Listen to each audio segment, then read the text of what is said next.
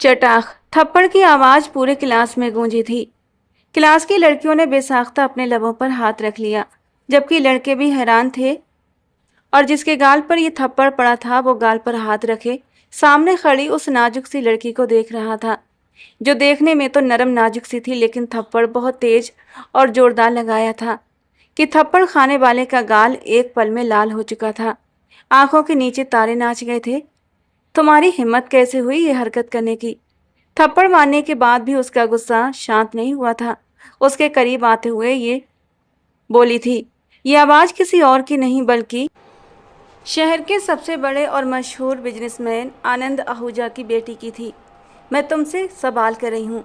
उसने उसके सीने पर जोर से हाथ मारा तो वो एक कदम पीछे की तरफ हटकर खड़ा हो गया। मैंने ऐसा कुछ भी नहीं किया है।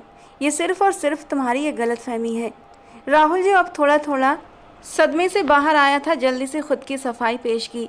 सामने खड़ी लड़की जो समझ रही थी वो सरासर एक गलतफहमी थी, और उसी गलतफहमी के आधार पर उसने राहुल को एक जोरदार थप्पड़ मार दिया था और पूरी क्लास के सामने उसकी बेइज्जती कर दी थी। क्या तुमने मुझे बेवकूफ़ समझ रखा है? क्या मेरे चेहरे पर पागल लिखा हुआ है? वो अब उसका कॉलर पकड़कर गुस्से से उससे सवाल कर रही थी। पूरी क्लास उन दोनों की ओर देख रही थी। सारे स्टूडेंट्स के चेहरे पर दबी दबी मुस्कुराहट थी, जिसे राहुल मेहरा ने आराम से देख लिया था। उसके अंदर गुस्से के मारे खून उबलने लगा था। वो चाहता तो इस लड़की को एक थप्पड़ मारकर चुप करा सकता था, लेकिन उसने ऐसा नहीं किया, क्योंकि उसने हमेशा औरतों की इज्जत करना सीखा था। वो बड़े ही प्यार से सफाई देकर अपने आप को बेकसूर साबित करने की कोशिश कर रहा था, लेकिन सामने खड़ी काजल आहूजा किसी भी तौर उसकी बात सुनने को तैयार नहीं थी। देखो, अब तुम बदतमीजी कर रही हो। मेरा कॉलर छोड़ो। इस बार राहुल ने आंखों में गुस्से की चमक लिए उसे घूर कर देखा था, और उसके घूर कर देखने पर काजल का गुस्सा तो सातवें आसमान पर पहुंच चुका था। उसने दोनों हाथों से कॉलर पकड़कर राहुल को बुरी तरह झकझोर कर रख दिया था। नजरें नीची करके बात करो मुझसे। जानते नहीं हो कि मैं कौन हूँ? आनंद आहूजा की बेटी हूँ मैं। तुम जैसे कीड़े मकोड़ों को तो अपने पैर की जूती से मैं मसल कर रख सकती हूँ। तुम हो ही कौन? तुम्हारी औकात क्या है? तुम्हारे तो घर वालों का भी किसी को ठीक से पता नहीं है। तुम तो अपनी फैमिली को इंट्रोड्यूस कराते हुए भी 100 बार सोचते हो, और तुम्हें लगता है कि मैं तुम जैसे इंसान के साथ रिलेशनशिप में आऊँगी? काजल ने गुस्से से उसके कॉलर को और भी जोर से झटका दिया। मैं तुम जैसे इंसान को देखना भी पसंद नहीं करती हूँ। तुम्हें मुंह लगाना तो बहुत दूर की बात है। गुस्से के मारे काजल की गोरी रंगत लाल टमाटर हो रही थी। आंखों से भी गुस्से की चिंगारियां सी निकल रही थी। देखो काजल, अब तुम ज्यादती कर रही हो। जब मैंने ऐसा कुछ किया ही नहीं तो मैं क्यों तुम्हारी बातें सुनूं? और देखो, अगर मैं सुन भी रहा हूँ तो ये सिर्फ और सिर्फ मेरा बड़प्पन है, और इसकी वजह यह है कि मैं तुम्हारी बहुत इज्जत करता हूँ। लेकिन तुम इस चीज़ का गलत फ़ायदा नहीं उठा सकती हो। जब एक इंसान तुमसे इज्जत से पेश आ रहा है तो तुम्हारा भी फ़र्ज बनता है कि जवाब में उसे इज्जत दो। इज्जत माय फुट। तुम इस काबिल नहीं हो कि तुमसे इज्जत से बात की जाए। और तुमने जिन स्टूडेंट्स को जाकर बताया है ना कि तुम्हारा और मेरा चक्कर चल रहा है, अब उनको जाकर ये बताओगे कि मेरा तुमसे कोई रिश्ता नहीं है, वरना। काजल ने अपनी एक उंगली उठाकर उसे वार्न किया था। राहुल गुस्से से 2 कदम आगे बढ़ा और उसकी उंगली को अपनी मुट्ठी में पकड़ते हुए जोर से नीचे की ओर झुका दिया। वरना? वरना क्या करोगी? जब मैंने किसी से जाकर तुम्हारे साथ खुद को जोड़ने वाली बात नहीं कही तो मैं क्यों अपनी सफाइयाँ देता फिरूं? तुम्हें ज़्यादा प्रॉब्लम है तो जाकर एक एक को बताती फिरो कि राहुल मेहरा से तुम्हारा कोई रिश्ता नहीं। मैं तुम्हें बर्बाद कर दूंगी। वो उसकी आंखों में देखते हुए खूंखार लहजे में बोली। शौक से करो, मैं बर्बाद होने के लिए तैयार हूँ। इस बार राहुल ने होंठ भींचते हुए उसे और भी गुस्सा दिला दिया था। वैसे एक बात बताओ, तुम्हें गुस्सा किस बात पर है? लोग तुम्हारा नाम मेरे नाम के साथ ले रहे हैं इस बात पर, या फिर इस बात पर कि यह खबर झूठी क्यों है, सच्ची क्यों नहीं? धीरे धीरे राहुल की आंखों में अब शरारत उतरने लगी थी। तुम्हारी औकात नहीं है कि काजल आहूजा के नाम के साथ तुम खुद को जोड़ सको। उसने घमंड से अपने बाल झटकते हुए एक अदा से कहा था। अच्छा, औकात की बात करती हो तो औकात तो मैं तुम्हें अभी दिखा दूंगा। उसके करीब आते हुए उसने एक हाथ उसकी कमर में डाला था, झटके से अपनी ओर खींचते हुए डेस्क पर रखी एक बुक उठाकर क्लास की तरफ से पर्दा करते हुए वो उसके लाल अनारी होठों को अपने होठों की पकड़ में ले गया था और फिर इतनी शिद्दत से उसके लबों का जाम पिया कि उसकी बड़ी बड़ी आंखें और भी बड़ी हो गई थीं। वो अपनी छोटी छोटी मुट्ठियों से उसके चौड़े मजबूत कंधों पर मारते हुए उसे खुद से दूर हटाने की कोशिश कर रही थी, लेकिन हट्टा कट्टा मजबूत बॉडी बिल्डर बॉडी वाला राहुल मेहरा कहाँ उस नाजुक सी लड़की से हटाने से पीछे हट सकता था। क्लास में एकदम शांति का माहौल फैल गया था। किसी को भी उम्मीद नहीं थी कि राहुल ये हरकत करेगा। एक हल्का सा कट देते हुए राहुल पीछे हटा था। खून की एक छोटी सी बूंद उसके नर्म नाजुक से होंठ पर छलक आई थी। बेइज्जती और गुस्से के एहसास से काजल की आंखों में आंसू बहने लगे थे। आगे बढ़कर उसने एक और जोरदार थप्पड़ राहुल के मुंह पर मारा था। इस गलती की तुम्हें ऐसी सजा मिलेगी कि पूरी जिंदगी याद करोगे। जबकि उसके थप्पड़ को इग्नोर करता हुआ उसके होंठ से छलकती खून की बूंद को अपने पोरे पर उठा चुका था और देखते ही देखते उस उंगली को अपने लबों में दबा गया। बोलने की जितनी भी कड़वी हो लेकिन अंदर से उतनी ही मीठी और रसीली हो। वो एक आंख दबाता हुआ धीरे से उसके कान में सरगोशी कर गया और फिर अपनी बात कहकर वो क्लासरूम से बाहर निकलता चला गया, जबकि काजल ने गुस्से से पूरी क्लास पर एक नज़र डाली थी, जो फौरन अपनी नज़रें नीचे करके बैठ चुके थे। किसी की भी हिम्मत नहीं थी कि काजल अखूजा से पंगा लेते। पाँव पटकती हुई वो क्लासरूम से बाहर चली गई थी। क्लास से बाहर आने के बाद उसने अपना मोबाइल निकाला और अपने पापा का नंबर डायल करने लगी, लेकिन कुछ सोचकर वो रुक गई। उसके होठों पर एक जहरीली मुस्कान आई थी। पापा से सज़ा दिलवाने में कुछ ज़्यादा मज़ा नहीं आएगा राहुल मेहरा, सज़ा तो तुम्हें मैं दूंगी। कुछ सोचते हुए उसने डायल नंबर हटा दिया था और फिर अपने दोस्त अजय को कॉल करने लगी। दूसरी घंटी पर ही फ़ोन उठा लिया गया था। अजय, एक बहुत ज़रूरी काम है तुमसे। धीरे धीरे वो अजय को अपने काम के बारे में समझाने लगी। अजय ने मुस्कुराते हुए कहा, तुम्हारा काम हो जाएगा तो फिर ठीक है, तुम सारा सामान तैयार रखना। मैं यूनिवर्सिटी से वापसी पर तुमसे सामान लेकर घर जाऊंगी और कल उस राहुल का अच्छे से गेम बजाऊंगी। पूरी क्लास के सामने मुझे बेइज्जत किया है ना, अब देखना उसी क्लास के सामने उसकी इज्जत का फालूदा कैसे निकालती हूँ। गुस्से से होंठ भींचते हुए उसने अपने खतरनाक प्लान को अंजाम देने का पक्का इरादा कर लिया था। अगला दिन बाकी के दिनों के जैसा ही था, लेकिन आज काजल समय से पहले ही यूनिवर्सिटी पहुंच चुकी थी, क्योंकि आज उसे राहुल से अपनी बेइज्जती का बदला जो लेना था। जब राहुल क्लासरूम में दाखिल हुआ तो सामने बैठी काजल को देखकर एक पल के लिए ठिठक कर रह गया था। पहले वो कभी भी समय पर क्लास अटेंड नहीं करती थी, लेकिन आज सब कुछ उल्टा हो रहा था। अपना सर झटकते हुए वो अपनी सीट की ओर बढ़ गया। राहुल के साथ बैठे अजय ने उसे एक आंख मारी और फिर बड़ी होशियारी से राहुल के बैग की चैन खोलकर उसमें कुछ सामान डाल दिया। थोड़ी ही देर में सर प्रताप क्लासरूम में दाखिल हो गए। कल मैंने तुम लोगों को कुछ असाइनमेंट पूरी करने के लिए दिए थे, उन्हें मेरी डेस्क पर जमा करो, सर प्रताप ने सभी स्टूडेंट्स से कहा था। धीरे धीरे सारे स्टूडेंट्स ने अपने अपने असाइनमेंट सर प्रताप को दे दिए। सर एक एक करके असाइनमेंट चेक कर रहे थे और जैसे ही राहुल की बारी आई, उन्होंने उसका असाइनमेंट उठाकर चेक किया तो उसमें से कुछ तस्वीरें फिसलकर ज़मीन पर गिर गईं। सर प्रताप ने उन्हें उठाकर देखा तो उनका चेहरा एकदम कठोर हो गया था। वे तस्वीरें अश्लील थीं, जिन्हें देखकर सर शर्म से पानी पानी हो गए थे। एक झटके में वे राहुल के पास पहुंचे थे और कॉलर से पकड़कर खड़ा करते हुए एक जोरदार थप्पड़ उसके गाल पर रख दिया। ये सब क्या है राहुल? तुम यहाँ पढ़ने आते हो या फिर ये गंदगी फैलाने? सर प्रताप गुस्से में तस्वीरें हाथ में लेकर सवाल कर रहे थे। सारे स्टूडेंट्स स्तब्ध थे। किसी को यकीन नहीं हो रहा था कि राहुल ऐसा भी कर सकता है। राहुल एक सीधा साधा और बेहद अच्छे कैरेक्टर का लड़का था, जिसने आज तक किसी लड़की की तरफ गलत नज़र तक नहीं डाली थी। फिर इतनी घटिया हरकत वो कैसे कर सकता था? किसी को भी यकीन नहीं हो रहा था। सर, मुझे नहीं पता ये तस्वीरें मेरे असाइनमेंट में कैसे आईं। मुझे सच में कुछ भी नहीं मालूम। राहुल ने सफाई देने की कोशिश की। चुप हो जाओ, एक शब्द भी और मत कहना। ऑफिस में मिलो मुझसे आकर। सर प्रताप गुस्से से क्लास से बाहर निकल गए। काजल के होठों पर एक हल्की सी मुस्कान थी और राहुल उसके लबों की मुस्कान देखकर एक पल में ही सब कुछ समझ चुका था। राहुल उसके पास आया, लेकिन इससे पहले ही काजल बोल पड़ी, चलो अब प्रिंसिपल के ऑफिस में जाकर सफाइयाँ देते रहो, लेकिन मुझे पता है तुम खुद को साबित नहीं कर पाओगे।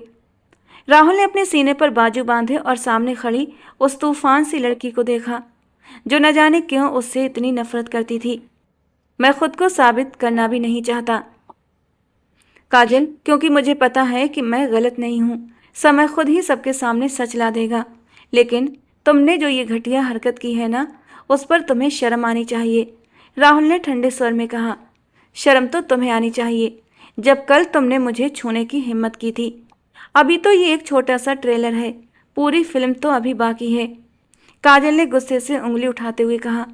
सपने देख रहे हो ना मेरे साथ रिश्ता जोड़कर रातों रात अमीर बनने के?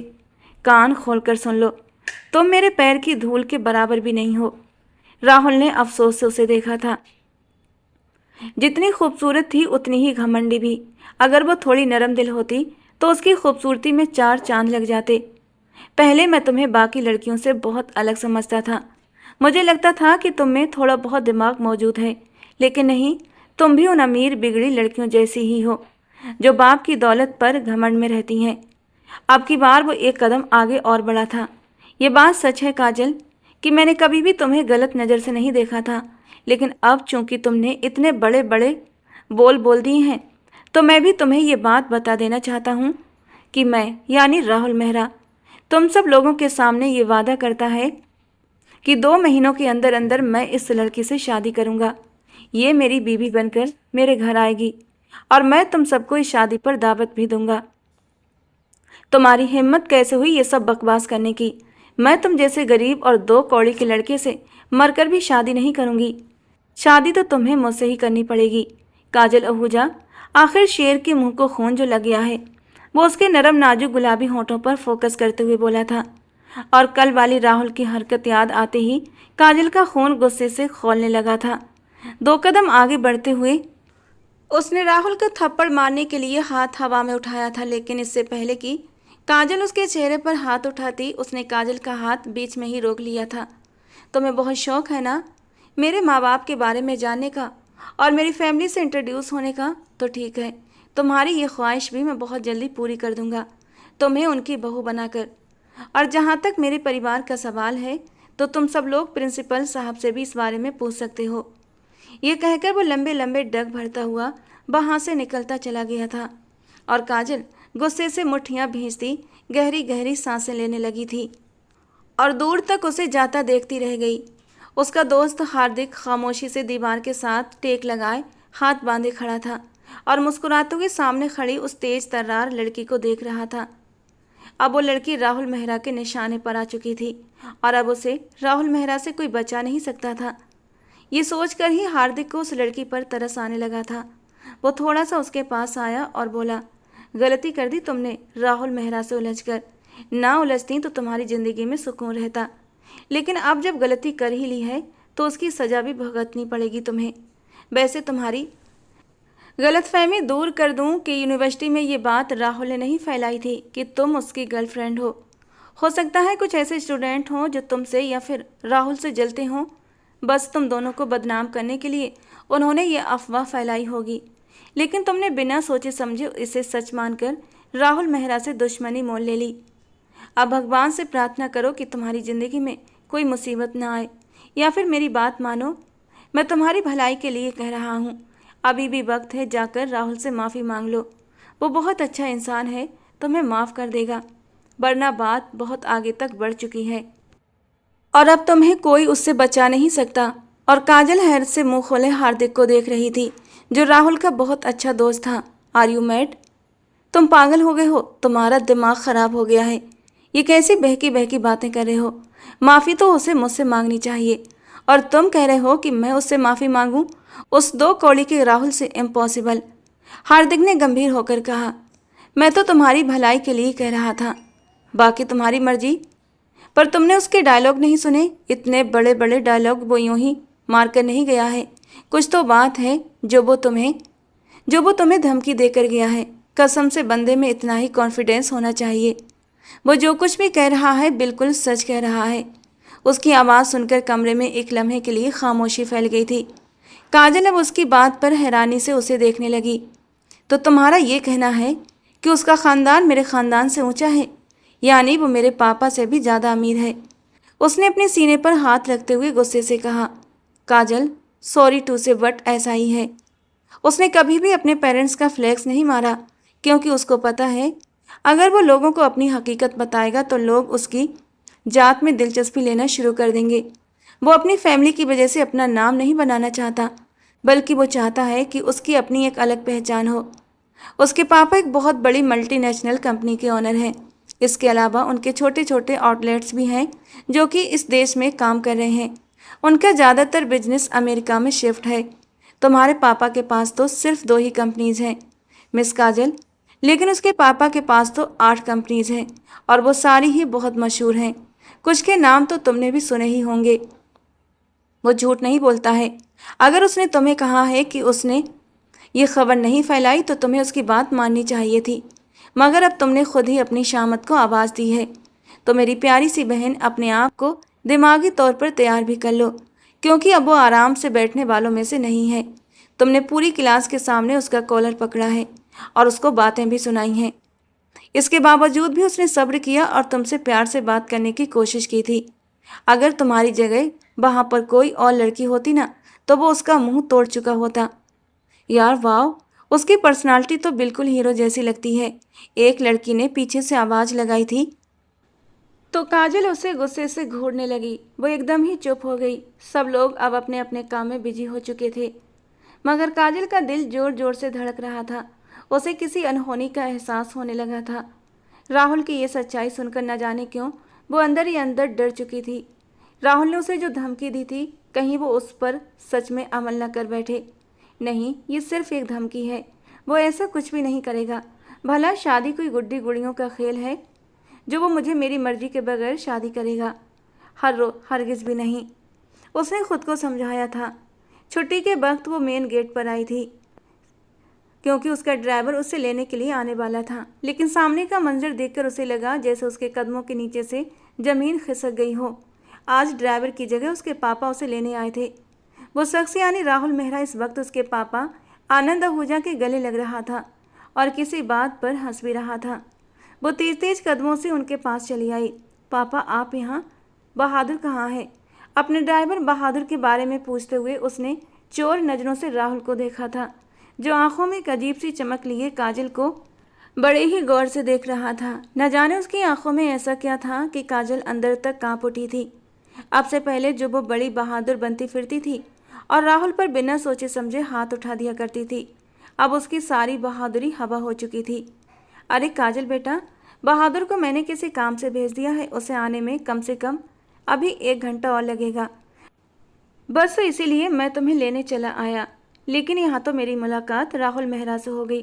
तुमने मुझे बताया क्यों नहीं कि मेरे दोस्त का बेटा तुम्हारा क्लास फेलो है और साथ ही साथ तुम्हारा बहुत अच्छा दोस्त भी। अरे ये बात तो मुझे खुद राहुल ने बताई कि तुम दोनों बहुत अच्छे दोस्त हो। ये कहकर वो एक बार फिर राहुल मेहरा की तरफ ध्यान में मगन हो गए थे। मुझे बताओ बेटा, तुम्हारे पापा की तबीयत कैसी है? उनसे मिले हुए मुझे काफ़ी वक्त हो गया है। मैंने उन्हें कहा भी था कि वो हिंदुस्तान आ जाएं और आकर मेरे बिजनेस में थोड़ा सा हाथ बटा दें। शायद उनके हाथ लगाने से मेरे बिजनेस भी तरक्की करने लगें, मगर अब तो वो बड़े लोग बन गए हैं। कहाँ वो हम जैसे लोगों को मुंह लगाना पसंद करेंगे? अरे नहीं नहीं अंकल, ऐसी कोई बात नहीं है। पापा तो आपको बहुत याद करते हैं। ये कहकर राहुल मेहरा ने एक नज़र काजल पर डाली और काजल खुद में सिमटती हुई जरा सा अपने पापा के पीछे हुई थी। पहली बार उसे राहुल की नज़रों से डर महसूस हो रहा था। मैं बहुत जल्दी ही अपने पापा के साथ आपके घर आऊँगा। बिजनेस के बारे में भी बातें होंगी, लेकिन इसके अलावा भी आपसे ढेर सारी बातें करनी है। आपसे आपका कुछ कीमती चीज़ मांगनी है। ये कहकर वो मुस्कुराता हुआ लंबे लंबे डग भरता वहाँ से जा चुका था। आज उसे लेने के लिए उसका ड्राइवर आया था और ये सब कुछ उसने काजल को ये एहसास दिलाने के लिए ही किया था। जबकि काजल अपने पापा के साथ गाड़ी में आकर बैठ चुकी थी, जब उनकी आवाज़ सुनकर चौंक उठी। उस लड़के से दोस्ती बनाकर रखो, वो हमारे बहुत काम आएगा। मैं तो सोच रहा हूँ कि उसके पापा से तुम्हारे रिश्ते की बात कर लेता हूँ। तुम सोच भी नहीं सकती कि अगर दोनों फैमिली में रिश्ते बन गए तो हमारा बिजनेस दिन दुगनी और रात चौगनी तरक्की करने लगेगा। पापा प्लीज़, मैं आपकी किसी भी बिजनेस डील की नज़र में नहीं आना चाहती और मैंने आपको पहले ही बता दिया था, मैं आपके किसी भी बिजनेस पार्टनर के बेटे से शादी नहीं करूँगी। वो जैसे एकदम गुस्से से चिल्ला पड़ी थी। यानी कि उसके पापा ने तो राहुल के प्लान को खुद ब खुद पंख लगा दिए थे। जो राहुल करना चाहता था, उसके पापा तो खुद ही वो करने के बारे में सोच रहे थे। अरे काजल बेटा, क्या हो गया है? मैंने तो बस अपने ख्याल का इजहार किया था। जब तुम दोनों अच्छे दोस्त हो तो शादी में क्या प्रॉब्लम है? नहीं है हम अच्छे दोस्त, उसने कह दिया और आपने मान लिया। मुंह बनाकर वो खिड़की से बाहर देखने लगी। बस आप इस बात को अपने दिमाग से निकाल दें कि मैं उससे शादी करूंगी। आनंद जी थोड़ा हैरान हुए थे, लेकिन फिर बोले, काजल इतना हाइपर क्यों हो रही हो? मुझे लगा लड़का अच्छा है, अमीर है, पढ़ा लिखा है, खूबसूरत भी है, लेकिन जब तुम उसमें इंटरेस्टेड नहीं हो तो मुझे भी तुम्हारे साथ कोई जोर ज़बरदस्ती नहीं करनी। जाहिर सी बात है, अब तुम्हारी मर्जी के खिलाफ तो जाने से रहा। जहाँ मेरी बेटी चाहेगी वहीं उसकी शादी होगी। ये कहकर वो दोबारा से ड्राइविंग करने लगे थे, लेकिन दिमाग में बहुत कुछ सोच भी रहे थे। पूरा दिन काजल बेचैन रही थी। आज जो कुछ भी यूनिवर्सिटी में हुआ था, काजल के दिमाग से किसी भी तौर निकल नहीं रहा था। वो तो उसे एक गरीब घराने का लड़का समझती थी। वो आता भी बहुत सादे से हुलिये में था, लेकिन इस बात से कोई इनकार नहीं था कि वो वाकई बेहद खूबसूरत पर्सनालिटी का मालिक था। अगर काजल को पता होता कि वो इतना अमीर है तो शायद उससे इतना बैर न रखती। उसे तो गरीबों से चिढ़ थी, लेकिन अब जो गुस्से और बदले की चमक उसने राहुल की आंखों में देखी थी, काजल को किसी भी पल चैन नहीं आ रहा था। न जाने क्यों उसका दिल कह रहा था कि राहुल अपनी बात सच कर दिखाएगा, और उसे पता था वो ये शादी कोई प्यार मोहब्बत में नहीं करेगा, बल्कि उससे बदला लेने के लिए और उसे नीचा दिखाने के लिए करेगा। रात के करीब 10 बजे का वक्त था जब उसके मोबाइल पर कॉल आने लगी। वो सोने की कोशिश कर रही थी, लेकिन नींद उसकी आंखों से कोसों दूर थी। वो अपनी जगह से उठी, मोबाइल उठाया तो वहाँ ग्रुप में हजारों मैसेज आए हुए थे। उसने बेसाख्ता मैसेज ओपन किए तो सबसे पहला मैसेज राहुल का था। राहुल मेहरा की सालगिरह थी और उसने सबको अपनी हवेली में इनवाइट किया था, और इस इनविटेशन में काजल का नाम खास तौर पर मेंशन किया गया था। साथ ही लिखा था, मेरी जान के बिना मेरी बर्थडे पार्टी में कोई रौनक कैसे आ सकती है। ये सब देखकर उसका दिमाग गुस्से से घूम गया था। नीचे स्टूडेंट्स भी उसका मजाक बना रहे थे। आखिर ये खुद को समझता क्या है? बिना सोचे समझे उसने राहुल मेहरा को कॉल लगाई।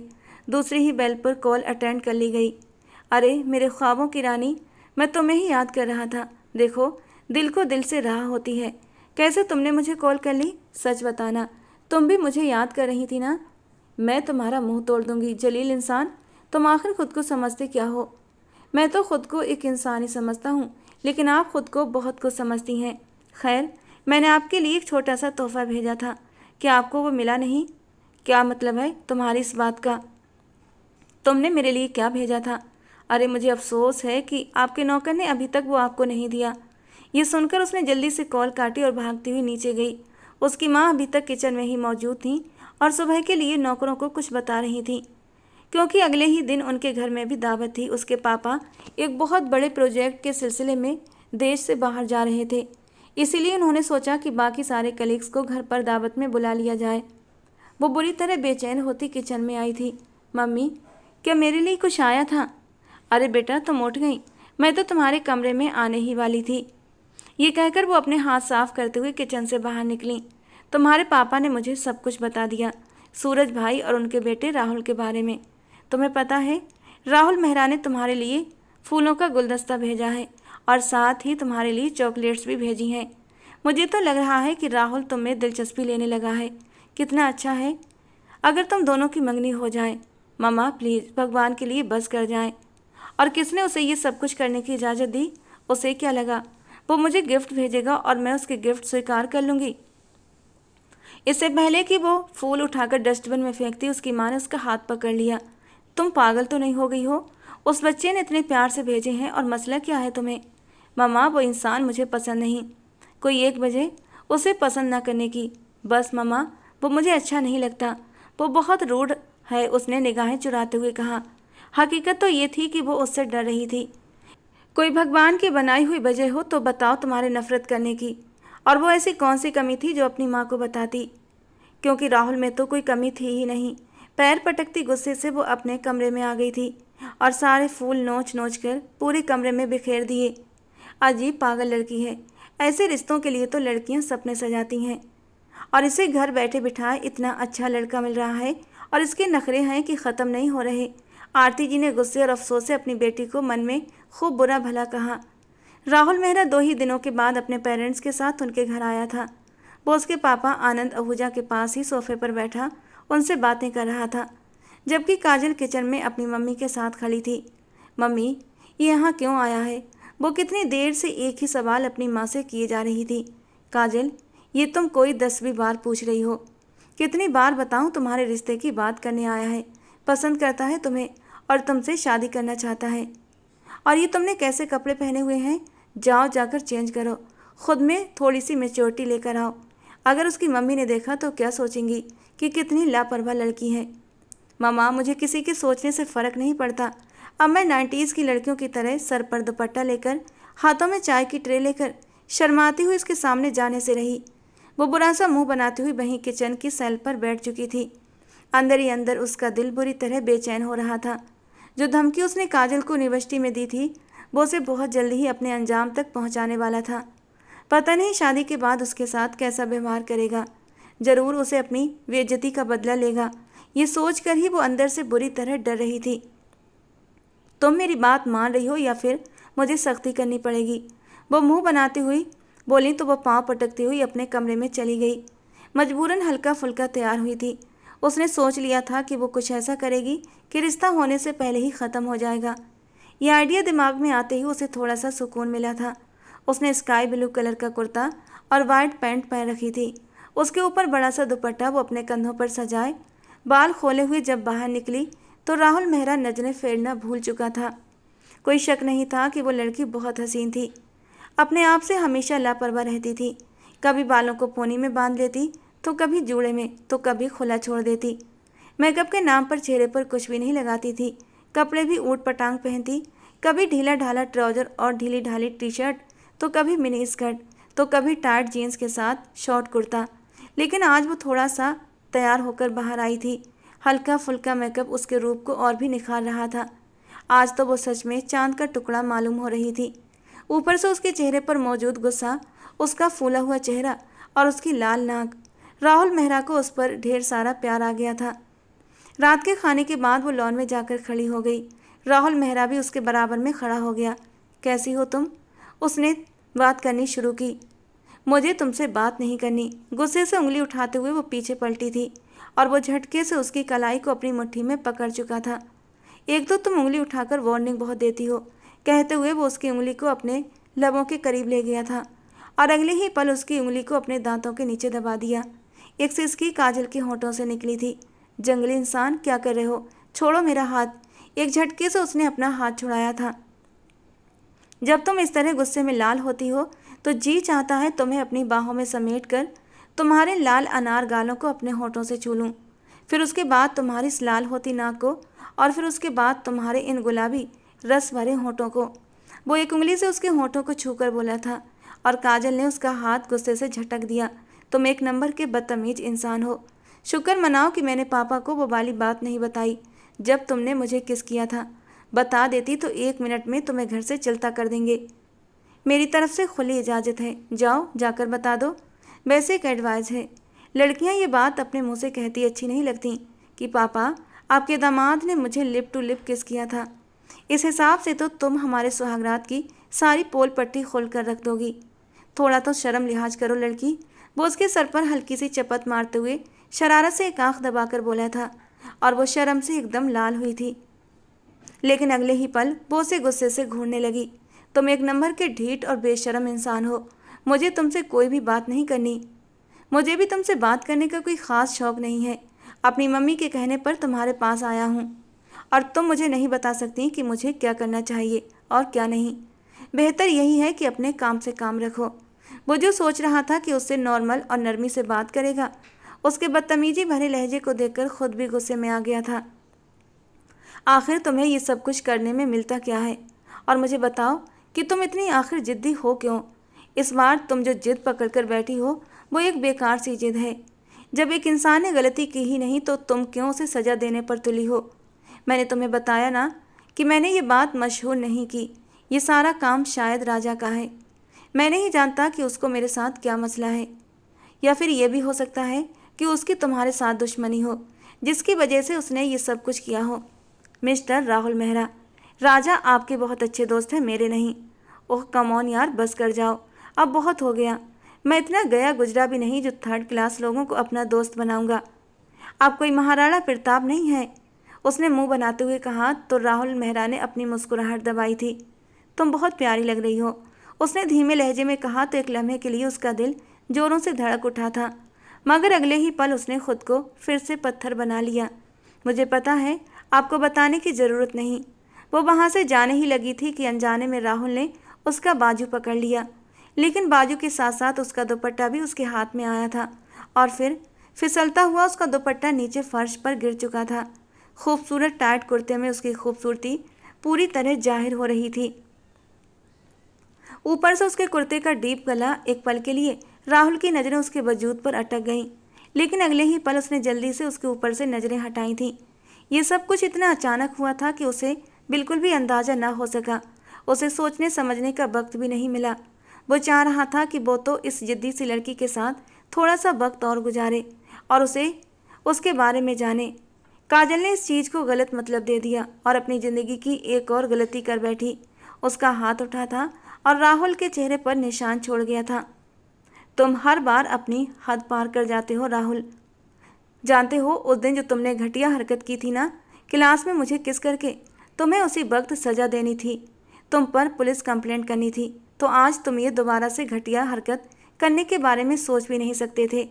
तुम एक नंबर के थर्ड क्लास गिरे हुए आदमी हो।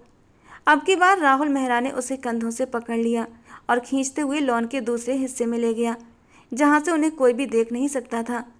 तुम आखिर खुद को समझती क्या हो, वो दांत पीसते हुए बोला। उसकी उंगलियां उसके नाजुक बाजुओं में बुरी तरह धंसने लगी थीं। उसकी आंखों में गुस्से की लपटें देखकर काजल बुरी तरह घबरा चुकी थी। उसकी आंखों में आंसू तैरने लगे। ये देखकर वो नरम पड़ गया।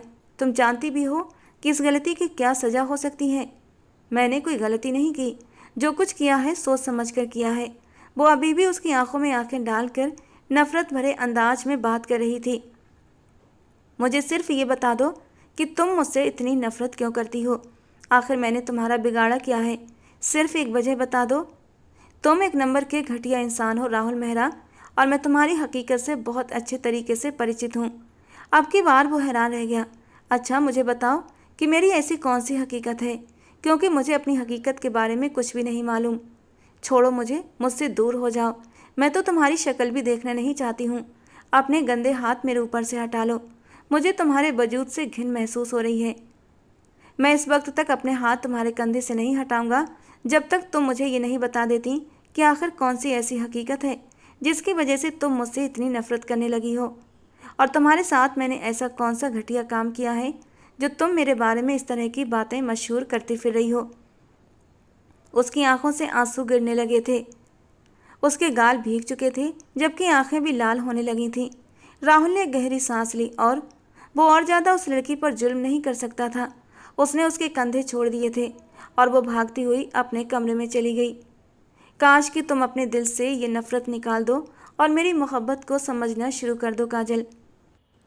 तुम सोच भी नहीं सकती कि मैं तुम्हारे पीछे किस कदर पागल हूँ। पहली नज़र में तुम्हें देखा था तो तुम्हारा दीवाना हो गया था, और उसके बाद तो कोई लड़की दिल को भाई ही नहीं। हाय राहुल साहब, आपकी इज्जत का तो कचरा हो गया। एक दुनिया है जो मुझसे बात करते हुए भी डरती है और जो मेरे सामने आवाज़ निकालते हुए भी घबराती है, और यहाँ पर ये मैडम है जो मुझे सुनाकर चली जाती हैं। चलो सुनाना तो दूर की बात, थप्पड़ मारना तो इनके बाएं हाथ का काम है। उसने अचानक ही अपने चेहरे पर हाथ रखा और बुरा सा मुंह बनाता हुआ कमरे के अंदर चला गया। ये ये तुम्हारा चेहरा इतना लाल क्यों हो रहा है? उसकी माँ ने उसका चेहरा देखकर सवाल किया। एक पल के लिए वो घबरा गया और फिर लापरवाही से बोला, शायद मच्छर ने काट लिया होगा, थोड़ी देर पहले लॉन में खड़ा था। कितनी बार कहा है अपना ख्याल रखा करो, उसकी माँ ने नाराज़गी से कहा, फिर बातों में बिजी हो गई। उसने एक नज़र उठाकर देखा तो काजल अब किचन में खड़ी थी, आइस क्यूब्स निकाल रही थी। वो उसकी तरफ से पूरी तरह अनजान बन गई थी, यूं जैसे थोड़ी देर पहले कुछ हुआ ही नहीं था। मिस काजल आहूजा, बीबी तो आप सिर्फ और सिर्फ मेरी ही बनेंगी, क्योंकि आपकी किसी और के पास जाने की इजाज़त मैं खुद भी नहीं दे सकता। ये कहकर वो अब बिजनेस से रिलेटेड बातें करने लगा था। दूसरी तरफ जब वो अपने कमरे में आई तो उसका दिल जोर जोर से धड़क रहा था।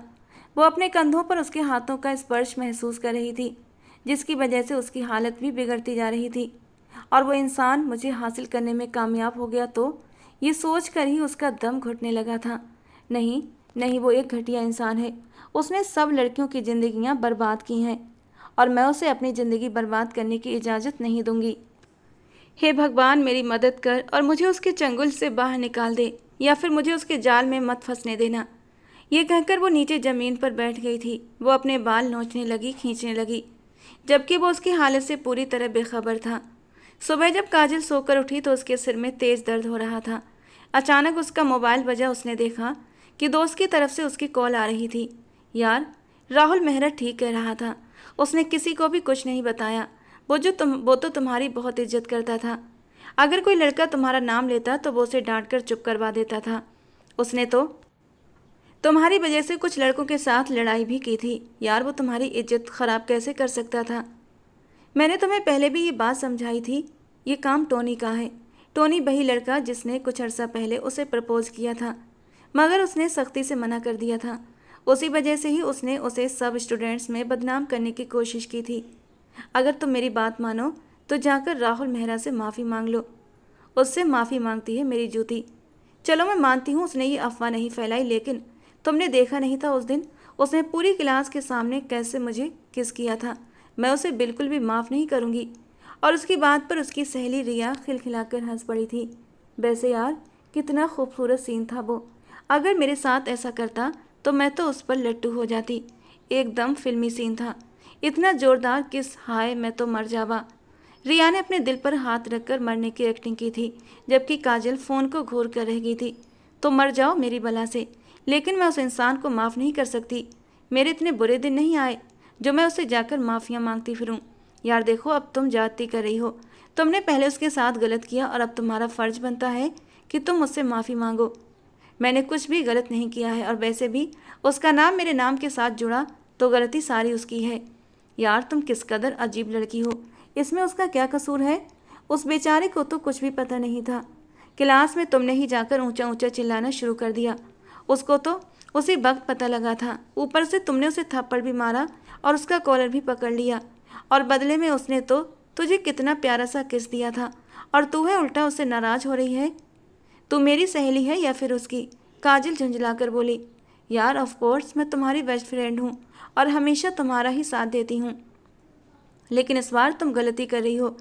तो बेहतर है कि जाकर उससे अपने रवैये की माफ़ी मांग लो। यही तुम लोगों के लिए ठीक रहेगा। और वैसे भी तुम लोगों के फैमिली टर्म्स काफ़ी मजबूत हो गए हैं। ऐसा कुछ भी नहीं है। पापा के उन लोगों के साथ बनती है, लेकिन मेरी नहीं। मुझे उससे नफरत है, और कल मैंने उसे दोबारा से थप्पड़ भी मारा था। यार, तुम वाकई बहुत बेवकूफ़ लड़की हो। तुम्हें समझाना दुनिया का सबसे मुश्किल काम है। ये कहकर उसने गुस्से से कॉल काट दी। काजल मुंह बनाकर फिर से लेट गई। आज वो यूनिवर्सिटी नहीं गई थी। उसका दिल नहीं कर रहा था, ऊपर से तबीयत भी ठीक नहीं थी। वो नाश्ता कर रही थी जब उसके मोबाइल पर राहुल मेहरा का नंबर जगमगाने लगा। तो मुझे कहीं दिखाई नहीं दे रही, कहाँ पर हो? मुझे तुमसे बात करनी है। ये सुनकर गुस्से से उसने उसका नंबर ब्लॉक कर दिया। थोड़ी देर गुजरी थी कि एक अजनबी नंबर से कॉल आने लगी। मेरा मैसेज डिलीवर नहीं हो रहा। तुमने मुझे ब्लॉक किया है या फिर डेटा ऑफ कर दिया है? तुम किस कदर ढीठ इंसान हो। तुम्हें आखिर समझ क्यों नहीं आती कि I am not interested in you? अब तुम कुछ ज़्यादा ही इगोइस्टिक हो रही हो। तुम अब हद कर रही हो। बात इतनी बड़ी नहीं है जितना तुम बढ़ा रही हो। अगर तुम कहो तो मैं तुमसे माफ़ी मांगने के लिए भी तैयार हूँ। हालांकि मैंने कोई गलती नहीं की थी। देखो राहुल मेहरा, मैं जानती हूँ तुम अच्छे होगे, लेकिन मुझे तुम जरा भी अच्छे नहीं लगते। तुमने पहले मेरी दोस्त की ज़िंदगी भी बर्बाद की थी, और अब मेरी ज़िंदगी बर्बाद करने के लिए आए हो। तुम किस दोस्त की बात कर रही हो? उसके वजूद को एक झटका लगा था। यार देखो, मेरी ज़िंदगी में आज से पहले तुम्हारे सिवा कोई भी लड़की नहीं आई है। इससे पहले कि वो कुछ और कहता वो उसकी कॉल काट चुकी थी। अब की बार उसने उसकी दोस्त रिया को कॉल लगा दी और उसे काजल की बातों के बारे में बता दिया। यार, तुम्हें तो पता है कि उसकी एक फ्रेंड हुआ करती थी सोनम। उसने तुम्हें प्रपोज किया था, मगर मैंने तो सोनम को इनकार कर दिया था, और मैंने उसे कह दिया था कि मैं उसमें इंटरेस्टेड नहीं हूँ। ये तुमने कहा था, मगर वो ऐसा कुछ भी नहीं मानती थी। उसने जाकर काजल के सामने आंसू बहाए थे। और उसे कहा था कि तुमने उसकी ज़िंदगी बर्बाद कर दी है। सोनम ने तो यहाँ तक कह दिया था कि वो तुम्हारे बच्चे की माँ बनने वाली थी और तुमने उसका अबॉर्शन कराया। प्रिया की बात सुनकर राहुल को एक जोरदार झटका लगा था। वो अपना माथा मसल कर रह गया। और आपने उसकी सारी बातें मान ली? राहुल मेहरा की आवाज़ सदमे में डूबी हुई थी। तो जाहिर सी बात है उसने अपने दोस्त की बातें तो मानी ही थी, रिया ने गुस्से से कहा। तो वो एक लम्हे के लिए खामोश हो गया। यार बस, जो कुछ भी हो उस लड़की के दिल से मेरे लिए नफरत निकाल दो। मैं सच कह रहा हूँ कि मैं उसे बेतहाशा मोहब्बत करता हूँ। मैं उसके लिए बहुत सीरियस हूँ और बाकी उसको अपनी ज़िंदगी में शामिल करना चाहता हूँ। तो मुझको ये बात समझाती क्यों नहीं हो? मैं अब थक गया हूँ खुद को साबित करते करते। यार मैंने समझा कर देखा है बट वो कुछ सुनती ही नहीं। जब तक सोनम खुद इस बात का इकरार नहीं कर लेती तब तक मुझे नहीं लगता कि हम उसे मना सकते हैं। खैर दफ़ा करो उसे। कौन सा इस दुनिया में वो आखिरी लड़की है? उसके अलावा भी दुनिया लड़कियों से भरी पड़ी है। तुम आंखें खोल कर तो देखो, तुम्हारे आसपास और भी खूबसूरत लड़कियां हैं। तुम में कौन सी कमी है? तुम एक अमीर बाप के इकलौते बेटे हो, रिया ने शरारत से कहते हुए राहुल के बर्दाश्त का इम्तहान लिया था। ये सुनकर राहुल ने गुस्से से कॉल काट दी। वो उसकी दोस्त से बहस नहीं करना चाहता था। जानता था पहले भी उसकी दोस्त को इनकार करके वो इस मुश्किल में फंसा था और अब दोबारा से उसकी दोस्त से बिगाड़ कर अपने पाँव पर कुल्हाड़ी नहीं मारना चाहता था।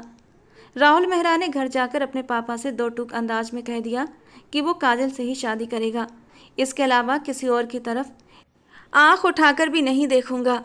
मगर इससे पहले वो उसके साथ एक छोटी सी मीटिंग करना चाहता था और सारी मिसअंडरस्टैंडिंग क्लियर करना चाहता था। बट काजल थी जो उसे मौका ही नहीं दे रही थी। उसके पेरेंट्स अगले दिन रिश्ता लेकर पहुंच गए थे। सब कुछ डिसाइड भी हो गया था। काजल के पापा तो बहुत खुश थे और बहुत ज़्यादा पुरजोश भी थे। वो बरसों से चाहते थे कि अपने दोस्त के साथ मिलकर बिजनेस स्टार्ट करें, बट उन्हें मौका नहीं मिल रहा था और उनका दोस्त भी देश से बाहर होता था। अब हालांकि उन्हें एक बिजनेसमैन दामाद मिल रहा था, इसलिए उन्हें यकीन था कि अपना ये ख्वाब बहुत जल्द पूरा कर लेंगे और उनका बिजनेस पूरी दुनिया में फैल जाएगा। लेकिन दूसरी तरफ काजल का रो रो कर बुरा हाल था। उसने एक ही रट लगाई हुई थी, मैं मर जाऊंगी लेकिन उस इंसान से शादी नहीं करूंगी। वो लूज कैरेक्टर है, धोखेबाज इंसान है। उसकी माँ ने उसे अपने सीने से लगाकर समझाया, मैंने उस लड़के की आंखों में तुम्हारे लिए पसंदीदगी देखी है। वो वाकई तुमसे बहुत मोहब्बत करता है, तुम पर अपनी जान लुटाता है। तुम क्यों नहीं उसको अपनी ज़िंदगी में शामिल कर लेती? उसे एक मौका देकर देखो। हो सकता है तुम्हारी दोस्त ने तुम्हें सब कुछ झूठ बताया हो, हकीकत में ऐसा कुछ भी ना हो। तुम एक बार सोनम से बात करके सब कुछ क्लियर करके देखो। मगर काजल ने एक ही रट लगाई हुई थी। उसने सारी क्लास के सामने ये बात जानबूझकर कही थी। वो अपनी अना को सुकून पहुंचाना चाहता है और इसी वजह से ही वो मेरी ज़िंदगी में शामिल हो रहा है। मम्मा, मैं उसे शादी नहीं कर सकती, वरना मेरी क्या इज्जत रह जाएगी। सब लोग मुझ पर हंसेंगे। मैंने उसे पूरी क्लास के सामने जलील किया था और अब वो मुझे जलील करेगा। मम्मा, अगर उसने पहले ही दिन मुझे तलाक दे दी तो? डर के मारे उसका बुरा हाल था। ऐसा कुछ भी नहीं होगा मेरी जान, मुझे राहुल पर यकीन है। वो बहुत सुलझा हुआ और अच्छा लड़का है। वो तुम्हारे साथ किसी भी तरह की ज्यादती नहीं करेगा और ना ही कभी होने देगा। तुम मेरी बात समझने की कोशिश क्यों नहीं कर रही हो? अब की बार उन्होंने उसे अपने सीने से लगा लिया तो वो और भी ऊंची आवाज़ में रोने लगी। मम्मा, क्या ऐसा नहीं हो सकता कि आप ये शादी कैंसिल कर दें? नहीं बेटा, ऐसा नहीं हो सकता। तुम्हारे पापा बहुत खुश हैं, ये रिश्ता उनकी मर्जी से हो रहा है। तुम्हारे पापा ने तुमसे कभी कुछ नहीं मांगा है और फिर वो इंसान भी बहुत अच्छा है। तुम बस उसे एक बार मौका दो। मम्मा, बस बहुत हो गया काजल, मैं तुम्हें समझा समझा कर थक चुकी हूँ। अब मैं प्यार से नहीं समझाऊंगी।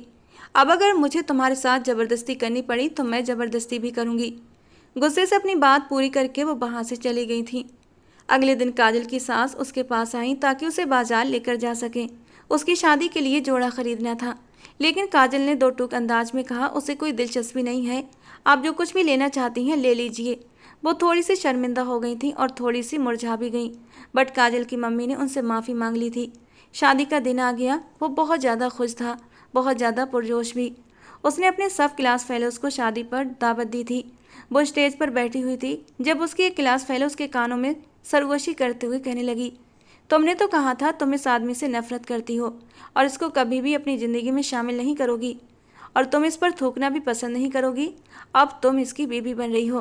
क्लास फेलो की बात सुनकर उसका खून गुस्से से खौलने लगा और उसे एक बार फिर से राहुल पर गुस्सा आया। उसके चेहरे के बदलते हुए हाव भाव देखकर राहुल ने उसके हाथों पर अपना हाथ रखा तो वो गुस्से से उसका हाथ झटकते हुए साइड पर देखने लगी। यार क्या हो गया है तुम्हें, इस तरह से क्यों बिहेव कर रही हो? सब लोग हमारी तरफ देख रहे हैं। मुझे फर्क नहीं पड़ता। मैंने तुम्हें कहा भी था कि मैं तुमसे शादी नहीं करूंगी। तुम खुद ही जिद कर रहे थे। अब ये सब कुछ बर्दाश्त भी करो। वो बेसाख्ता भगवान से प्रार्थना करता हुआ बोला, हे भगवान, मुझे हिम्मत दे कि मैं इस लड़की को झेल सकूं। मुझे बताओ कि तुम्हें आखिर इस सब का करके मिलता क्या है? क्या तुम कभी मुस्कुराकर मुझसे बात नहीं कर सकती हो? जबकि वो गुस्से से बोली थी, तुम इस काबिल ही नहीं हो कि मैं तुमसे मुस्कुराकर बात करूं। सारा हिसाब किताब अब बंद कमरे के अंदर होगा। वो धीरे से उसके कान में सरगोशी करते हुए बोला था। वो जी जान से कांप उठी थी। न जाने वो उसके साथ क्या करने वाला था। अगर वो उसे पूरी दुनिया के सामने जलील कर देता तो वो क्या करती? इस तरह के वहम उसे परेशान कर रहे थे। हे भगवान, मुझे बचा लेना। उसकी सास ने उसे कमरे में ले जाकर बिठा दिया। इससे पहले वो चेंज करने जाती कि कमरे का दरवाज़ा खुला और वो मजबूत कदमों से कमरे के अंदर दाखिल हुआ। देखा काजल, मैंने अपना चैलेंज पूरा कर दिखाया। मैंने तुमसे कहा था ना कि मैं तुमसे शादी करके दिखाऊंगा, और देखो अब तो मेरी बीवी बन गई हो। वो नफरत से अपना सिर उठाते हुए बोली, तुम मेरे वजूद को हासिल कर लोगे लेकिन कभी भी मेरे दिल तक पहुंच नहीं पाओगे। ये कहकर उसने अपने पीछे से एक कांच का टुकड़ा निकाला। इससे पहले कि वो खुद को तकलीफ पहुंचाती, राहुल ने उसका हाथ बीच में रोक लिया। वो खुद को छुड़वाने की कोशिश कर रही थी मगर राहुल बहुत ही सख्ती से उसके बाजू को पकड़े हुए था। उसने कांच का टुकड़ा जोर से जमीन पर फेंक दिया और एक जोरदार थप्पड़ उसके चेहरे पर मारा। तुम पागल तो नहीं हो गई हो? ये क्या तमाशा है? तुम्हें क्या लगता है कि तुम जो दिल में आएगा वो करती फिरोगी और मैं खामोशी से बर्दाश्त कर लूँगा? वो तो जैसे फट पड़ा था जबकि वो अपने चेहरे पर हाथ रखे बेयकीनी से उसे देख रही थी। तुमने मुझे थप्पड़ मारा? हाँ, मैंने मारा, और अगर तुमने फिर से ये गलती की तो मैं और भी मारूंगा। ये कहकर उसने एक झटके से उसे अपने सीने से लगा लिया था और वो फूट फूट कर रोने लगी। तुम बहुत बुरे हो, मैं तुमसे नफरत करती हूँ।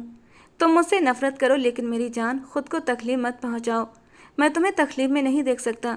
तुम ये बात समझती क्यों नहीं हो कि मैं तुमसे बेतहाशा प्यार करता हूँ, और ये पहले दिन से है। यूनिवर्सिटी में एडमिशन लिया था, पहले दिन गया था, तुम क्लास में टकराई तो तुम्हारा दीवाना हो गया था। उस दिन के बाद किसी और की तरफ नज़र उठाकर भी नहीं देखा था। और जहाँ तक तुम्हारी उस दोस्त का सवाल है तो सच कहूँ, मैंने उसे कोई भी फालतू बात नहीं की थी। उसकी ज़िंदगी बर्बाद नहीं की मैंने। मुझे नहीं मालूम था कि उसकी मेरे साथ कौन सी दुश्मनी थी। इससे पहले कि वो कुछ और कहता, वो उसका हाथ झटकती हुई वॉशरूम चली गई। थोड़ी देर बाद वो चेंज करके निकली तो सोफे पर ही लेट गई। वो दोबारा से उसके पहलू में जाकर बैठ गया और अगले ही पल उसके पाँव पर हाथ रख दिया। वो एकदम उठ बैठी। मेरे पाँव से हाथ उठाओ। उस वक्त तक नहीं हटाऊंगा जब तक कि तुम मुझे माफ़ नहीं कर देती। मुझे तुम पर यकीन नहीं है तो मैं तुम्हें माफ़ कैसे कर दूं? मैं तुम्हें यकीन दिलाने के लिए कोशिश करता हूं। रुको, अब मेरे पास एक आखिरी तरीका रह गया है। इसके अलावा मेरे पास कोई ऑप्शन नहीं। उसने मोबाइल उठाया और रिया को कॉल लगा दी। 2 दिन पहले रिया ने सोनम को कॉल की थी और सारी कॉल रिकॉर्ड भी की थी, जिसमें सोनम ने साफ साफ कहा था कि उसने ये सब कुछ सिर्फ और सिर्फ उस इंसान को जलील करने के लिए कहा था। वो उसे पसंद करती थी लेकिन राहुल ने उसको ठुकरा दिया था, उसकी मोहब्बत को ठुकरा दिया था। इसीलिए वो अपने दिल की भड़ास निकालना चाहती थी। वो उसे पूरी यूनिवर्सिटी में बदनाम करके रख देना चाहती थी। इसी वजह से उसने सब लोगों को जाकर ये छोटी बात बताई थी और सब लोगों का दिल उसकी तरफ से मैला कर दिया था। रिकॉर्डिंग सुनने के बाद काजल पूरी तरह खामोश हो गई थी। उसने एक बार फिर से रोना शुरू कर दिया। यार, अब ये क्या हुआ? वो अपने बाजू खोलते एकदम उसके गले जा लगी। मुझे माफ़ कर दो, प्लीज़ मुझे माफ़ कर दो। वो छोटे बच्चों की तरह उससे माफ़ी मांग रही थी और राहुल को उस पर बहुत ज़्यादा प्यार आया। उसने उसकी छोटी सी नाक खींची और उसके माथे पर प्यार देते हुए कहा, मैं तुमसे नाराज़ नहीं हूँ। मैं कभी भी तुमसे नाराज़ नहीं हो सकता। क्लास में उस दिन मैंने जो कुछ भी कहा था वो गुस्से में कहा था और उस पर मैं आज भी शर्मिंदा हूँ। मैं तुमसे बदला लेना नहीं चाहता था। जिसे इंसान मोहब्बत करता है उससे बदला ले ही नहीं सकता। मैं तो बस तुम्हें अपनाना चाहता था, अपने साथ रखना चाहता था, अपने सीने से लगाना चाहता था, तुम्हें बेहद प्यार करना चाहता था। भगवान का लाख लाख धन्यवाद कि तुम्हारी गलतफहमी दूर हो गई। अब तो तुम्हें मुझसे कोई शिकायत नहीं है ना? वो उसका चेहरा पकड़कर उठाते हुए ऊपर बोला था तो वो तेजी से सर नामे हिलाने लगी। चलो, ये तो बहुत ही अच्छी बात है। तो क्या मुझे इजाज़त है अपना प्यार निछावर करने की? वो उसके होठों की ओर झुका था कि काजल ने झट अपने होठों पर अपनी हथेली रख दी। हरगिज़ भी नहीं। उस दिन मुझे बहुत दर्द हुआ था। उस दिन मैं गुस्से में था, बस इसीलिए थोड़ा जुनून में आ गया था। लेकिन आज नहीं, बल्कि आज तुम्हें ढेर सारा सुकून दूंगा। और धीरे धीरे अपनी सांसों को उसकी सांसों से उलझाने लगा, कभी ऊपर वाला तो कभी नीचे वाला होठ। वो बड़े प्यार से अपने होठों में काजल की सांसों को समेट रहा था। काजल की सांसें गहरी हुई थीं और उन गहरी गहरी सांसें लेने की वजह से काजल की धड़कनें ऊपर नीचे हो रही थीं और ऊपर नीचे होती उसकी धड़कनों को वो अपने सीने पर महसूस कर रहा था। राहुल के पूरे वजूद में एक गुदगुदी सी होने लगी थी। होठों से होता वो गर्दन तक आया था और फिर धीरे धीरे उसकी ढीली शर्ट के अंदर से उसकी नाजुक कमर को अपने हाथों में ले चुका था। राहुल की उंगलियों की सरसराहट वो अपनी कमर पर महसूस कर रही थी। धीरे धीरे वो हाथ ऊपर की ओर सरकने लगे थे। काजल इस वक्त सिर्फ एक ढीली ढाली सिंगल टी शर्ट में थी, बिना किसी। एक झटके में राहुल के हाथ उसकी मुलायम धड़कनों तक पहुंच गए थे और उसकी खूबसूरत धड़कनों को छूते ही राहुल एकदम से बेखुद हो गया था। एक झटके में काजल को उस ढीली ढाली शर्ट से आज़ाद कर गया। काजल शर्माकर उसके चौड़े सीने में छुप गई। वो उसे अपनी बाहों में उठाकर बेड पर लेकर आया था और अब अपने होठों से उसे छूने लगा। जब वो अपना चेहरा उसकी मुलायम धड़कनों पर ले गया तो उसकी गर्म सांसों ने काजल का वजूद सुलगाना शुरू कर दिया। अपनी उंगलियों से उसकी धड़कनों से खेलता हुआ वो मदहोश हुआ था। You are so beautiful. मदहोशी में उसने अपने होंठ उसकी धड़कनों पर रख दिए और जब काजल ने उसकी जीभ की सरसराहट अपनी धड़कनों पर महसूस की तो वो बुरी तरह मचल उठी थी। उफ राहुल, मत करो, मैं सह नहीं पाऊंगी। तो किसने कहा तुम खुद को रोको? मैं तुम्हारी मदहोश सिसकियाँ सुनना चाहता हूँ। वो थोड़ा सा ऊपर होते हुए अपनी लाल खुमार भरी आंखों से काजल की आंखों में देखता हुआ बोला था और फिर और भी शिद्दत से उसकी धड़कनों पर शरारतें करने लगा। मचलती हुई काजल ने उसकी कमर के चारों ओर अपनी बाहें लपेट लीं। वो अब राहुल की संगत के लिए तड़प रही थी, उसी राहुल के लिए जिससे एक समय को उसे नफरत थी, लेकिन आज वो उसके करीब आना चाहती थी, बेहद करीब। उस रात राहुल ने पूरी शिद्दत से अपनी मोहब्बत की बारिश की थी काजल पर। वो चाहकर भी खुद को रोक नहीं पा रहा था, मानो काजल को अपने वजूद का हिस्सा बना लेना चाहता हो। अगली सुबह दोनों के लिए खूबसूरत एहसास लेकर आई थी। काजल के माँ बाप ने काजल का स्वागत बहुत अच्छे से किया था। उसकी पसंद का नाश्ता बनाया था, बल्कि खुद अपने हाथों से राहुल की मम्मी ने उसे नाश्ता करवाया था। और ये प्यार देखकर काजल शर्मिंदा हुई जा रही थी। वो इन लोगों के बारे में कितना गलत समझती थी। ये दिन दोनों के लिए बहुत प्यारे दिन थे। दोनों एक दूसरे की नज़रों से ओझल नहीं होते थे। दोनों की शादी को 8 दिन हो चुके थे और अब और ज़्यादा वो यूनिवर्सिटी से छुट्टियां नहीं ले सकते थे। दोनों की पढ़ाई का आखिरी साल था, लेकिन काजल ने पढ़ाई छोड़ने की बात कह दी और राहुल ने उसे डांट दिया, अपनी पढ़ाई पूरी करो वरना मैं तुमसे बात नहीं करूँगा। और काजल राहुल की नाराज़गी कहाँ झेल पाती। उसका निचला होंठ निकल आया था, आंखों में आंसू भर आए। मुझसे नाराज़ होने की धमकी मत दिया करो राहुल, मेरी जान निकल जाती है। उसके आंसू देखकर राहुल भी तड़प उठा था और उसे अपने सीने से लगा लिया। 8 दिन की छुट्टी के बाद वो दोनों साथ साथ यूनिवर्सिटी पहुँचे। हर किसी ने उनकी खूब खिंचाई की, लेकिन राहुल ने प्यार से सब कुछ संभाल लिया था। राहुल का काजल के लिए इतना प्यार देखकर सब लोग ठंडी आहें भर रहे थे, जबकि काजल उसे प्यार से देखती हुई सोच रही थी, क्या उसकी ज़िंदगी में इतने रंग होते अगर वो जिद में आकर राहुल से शादी करने से इनकार कर देती। शायद राहुल के बिना उसकी ज़िंदगी बेरंग होती। दोस्तों, आज की हमारी ये कहानी आपको कैसी लगी कमेंट बॉक्स में ज़रूर बताना। पसंद आई हो तो प्लीज़ लाइक करना। रोज़ एक नई और रोमांटिक कहानी के लिए हमारे चैनल को सब्सक्राइब करना। मिलते हैं दोस्तों अगली किसी नई कहानी के साथ।